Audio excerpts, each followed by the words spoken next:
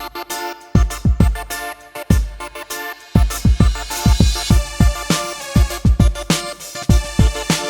सारे लोग मुझसे पूछते हैं कि which are the best companies to invest Rahul. आज के टाइम पे वो कौन सी कंपनीज हैं जिस पे हमें इन्वेस्ट करना चाहिए। Hi, my name is Rahul Chauhan और मैं हूं आपका शेयर इन्वेस्टमेंट स्ट्रेटेजिस्ट। मैं पिछले 14 ईयर्स से इन्वेस्ट कर रहा हूं शेयर मार्केट में as a hobby and I am on a mission to educate people on the benefits of investing on the long term while making them आत्मनिर्भर। सो आज का जो हमारा टॉपिक है वो है how do we identify which are the best companies to invest in current times।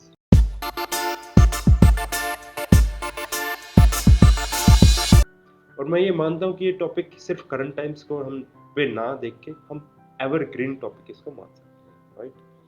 सो इसमें जो मुझे लगता है आज मैं आपके साथ कुछ फ्यूचरिस्टिक चीजें शेयर करूंगा और वो 3 एग्जांपल्स लूंगा जिनके बेस पे आप ये आइडेंटिफाई कर पाएंगे कि which are the best companies to invest in current times and which are those industries जिन पे आप फोकस फिलहाल कर सकते हैं। अगर हम ये बात करें कि which are the best companies to invest, तो मैं सीधी सी एक ही बात कहता हूँ सबसे पहले कि let's talk about future।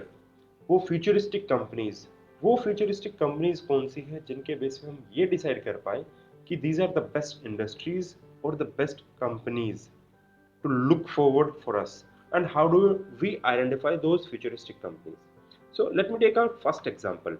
मेरा पहला एग्जाम्पल है ऑटोमोबाइल इंडस्ट्री से। हम आजकल न्यूज़ में बहुत कुछ सुन रहे हैं ऑटोमोबाइल इंडस्ट्रीज के बारे में, specially when we talk about electric vehicles जिनको शॉर्ट में बोलते हैं ईवी, राइट। अब इसमें एक इंटरेस्टिंग फैक्ट है कि EV electric vehicles world over आ गई थी 1930s से भी पहले, बट उस टाइम पे ऐसा क्या हुआ कि ये ज़्यादा फेमस नहीं हो पाई।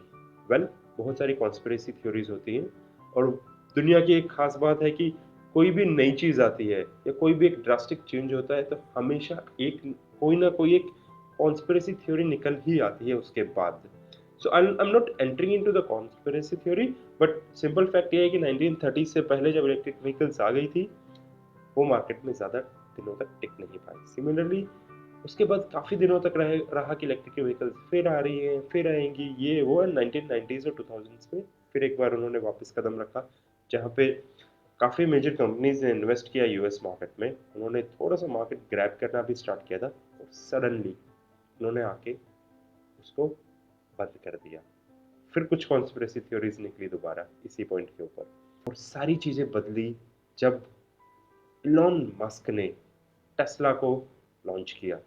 उनका सिर्फ यही कहना था कि future of the world would be electric vehicles and उसके लिए उन्होंने यही अपने लिए एक प्लेज बनाया कि मुझे दुनिया में इलेक्ट्रिक व्हीकल्स ही लॉन्च करनी है। और उनके आने के बाद और जब उन्होंने वो सक्सेस धीरे धीरे देखी दूसरे ऑटोमोबाइल कंपनीज ने, तो उन्होंने देखा कि yes we have to now focus on electric vehicles. Now coming to Indian aspect into it, India as usual had been a bit of late entrant कि हमारे यहाँ पे अभी तक कोई ज़्यादा लॉन्चेस नहीं हुए in terms of electric vehicles, but sudden spurt आया है कंपनीज के इंटरेस्ट में और आई थिंक उसका बहुत सारा जो कारण है रहा है गवर्नमेंट का फोकस। तो वो फोकस किस वजह से बना, उसके मल्टीपल कारण हो सकते हैं। पहला कारण ये कि पेट्रोलियम बिल जो हमारा है वो हमारा सबसे ज़्यादा एक्सपोर्ट बिल है, जो हम सबसे ज़्यादा यूएस डॉलर से वर्ल्ड ओवर पे करते हैं वो सिर्फ पेट्रोलियम प्रोडक्ट्स के ऊपर पे करते हैं।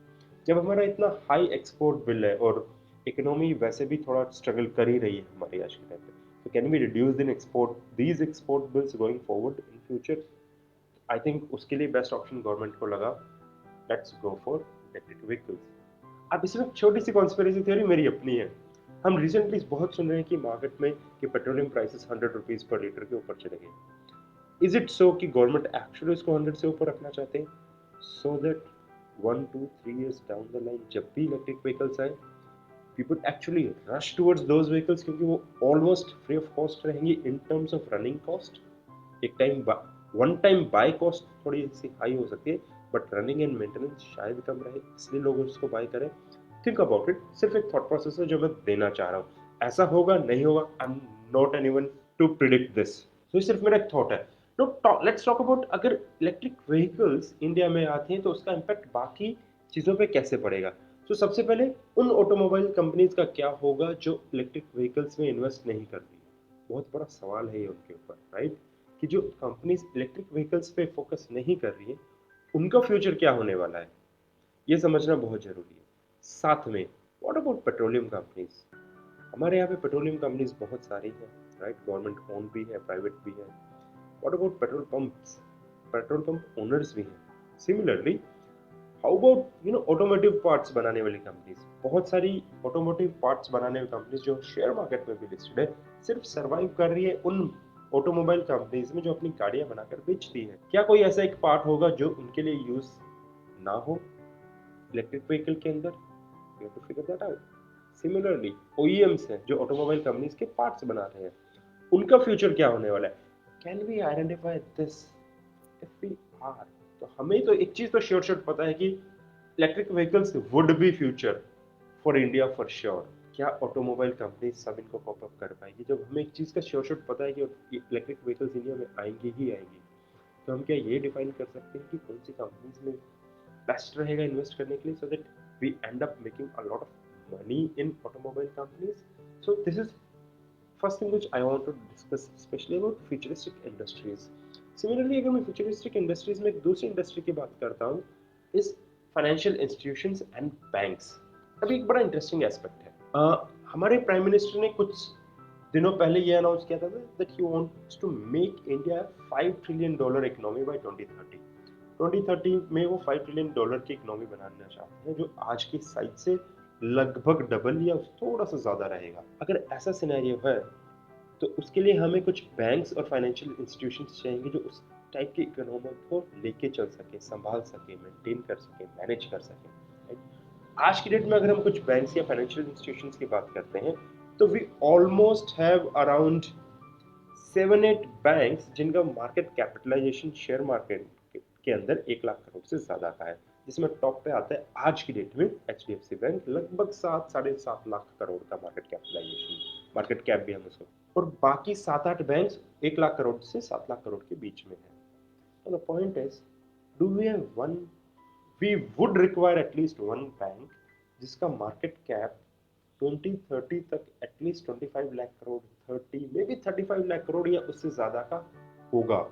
वो उस टाइप का मार्केट लीडर होगा। बट जो बाकी के 6-7 बैंक होंगे, क्योंकि एक बैंक पे तो पूरी इकोनॉमी सर्वाइव नहीं करेगी, उनको फाइनेंशियल इंस्टीट्यूशंस को और बैंक्स को आगे आके उस मार्केट को सपोर्ट भी करना होगा। वो साइड पिलर्स होंगे। तो इवेंचुअली क्या होगा, एक बैंक होगा जो मार्केट लीडर होगा और बाकी के 6-7 बैंक होंगे जो उस चीज को सपोर्ट करेंगे, आगे लेके बढ़ेंगे और उसके साथ पिलर ऑफ स्ट्रेंथ बन के रहेंगे। सो बेसिकली पूरा बास्केट बन जाएगा फाइनेंशियल इंस्टीट्यूशंस का और बैंक्स का। Can we identify one financial institution? और अगर ना हम कर पाए तो एटलीस्ट 6-7 बैंक्स का या फाइनेंशियल इंस्टीट्यूशंस का जो उस लेवल के बड़े हैं, 1 लाख करोड़ से ऊपर के, हमको एक बास्केट बना के रख ले, क्योंकि ये भी एक ऐसा सिनेरियो है जो मैं पर्सनली फील कर रहा हूँ कि श्योर शॉट बेट है, क्योंकि ये होके रहेगा।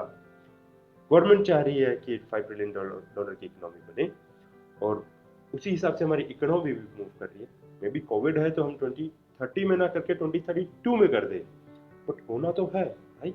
सो अगले 10 साल में हमें ऐसे फाइनेंशियल इंस्टीट्यूशंस अपने लिए आइडेंटिफाई कर सके जो उस लेवल पे जाके इकोनॉमी को सपोर्ट करे। सो ये था एक दूसरा इंडस्ट्री का एस्पेक्ट। तो एक तीसरा इंडस्ट्री का एस्पेक्ट है जिससे मैं पर्सनली बड़ा रिलेट करता हूँ, मैं कनेक्टेड रहता हूँ, इस travel industry, because I have मैंने अपनी लाइफ निकाल दी है, almost relate my professional life in this industry, right. अगर मैं ट्रैवल इंडस्ट्री की बात करूँ, हम करंट सिनेरियोज में देख रहे हैं कि हमें पता है आज की डेट में ट्रैवल इंडस्ट्री का क्या हो रहा है, future of travel, right. Specially अगर हम बात करें ट्रैवल को, हम डिवाइड कर सकते हैं 2 पार्ट्स में। One would be the leisure part of it, जब हम घूमने फिरने जा रहे हैं थोड़ा सा रेस्ट करने के लिए, एंजॉय करने के लिए। और एक उसमें दूसरा एस्पेक्ट होता है विच इज बिजनेस ट्रैवल, जो हम कॉर्पोरेट्स ट्रैवल करते हैं, कंपनीज ट्रैवल करते हैं बिजनेस पर्पज से। मुझे लगता है, मेरा पर्सनल व्यू है कि business travel would take a longer hit, क्योंकि हम बिजनेस पर्पज से ट्रैवल फिलहाल एटलीस्ट 3-4-5 साल नहीं करना चाहेंगे ज़्यादा। मार्केट जरूर ओपन होगा बट वो बहुत लिमिटेड रहेगा, may be 50% of total occupancy, correct. तो जो बिजनेस ट्रैवल पर रिलेटेड फोकस्ड कंपनीज है उनके लिए हिट बहुत ज़्यादा हो सकता है। बट जो लेजर ट्रैवल है वो एक बार वैक्सीनेशन हो जाए, मे बी थोड़ी सी वेव रिड्यूस हो जाए या केसेस काफ़ी कम हद तक कम हो जाए, may be with in a country, एक पर्टिकुलर कंट्री के अंदर जहाँ पे ड्राइविंग डिस्टेंसेस हों कि आपने अपनी गाड़ी उठाई, अपनी फैमिली के साथ, अपने फ्रेंड्स के साथ उस गाड़ी में चले गए, मैं rather than taking a public transport, एक इंटरेस्टिंग एस्पेक्ट होगा इस this in this particular industry कि आप वहाँ पे हफ्ता दो हफ्ता ना रह के हो सकता है महीनों रहना पसंद करें। क्यों? क्योंकि आपके पास वहाँ बेटर कनेक्टिविटी है, आपको अगर ऑफिस का काम मैनेज करना है, वो वर्क फ्रॉम होम टाइप का है, right? So you can work, you can enjoy and you can think of, you can enjoy your life actually there, having a glass of juice or something like that, correct? सो ये हो गया travel का future. सो अब हम इसी तरह से सोच सकते हैं different different industries, different different companies वो अपना फ्यूचर कैसे देखती हैं, फ्यूचरिस्टिक उनमें सिनेरियो कैसे बन सकता है, so that we are sure कि these are the type of companies, these are the type of industries जहाँ पे हमें फोकस रहना है। और ये हमारे लिए श्योर शॉट विन है, श्योर शॉट बैट ये ऐसी है जहाँ पे हम लूज शायद कम करें बट हम विन तो डेफिनेटली करने वाले हैं। So this is all for today which I wanted to discuss. Till the time times are quite difficult, I would highly recommend stay at home, stay safe, maintain social distancing, and yes, double masking का scene आ चुका है तो do wear double mask और yes, अपना ध्यान जरूर रखें। Till next time, to your victory. This is Rahul Chauhan signing off for today.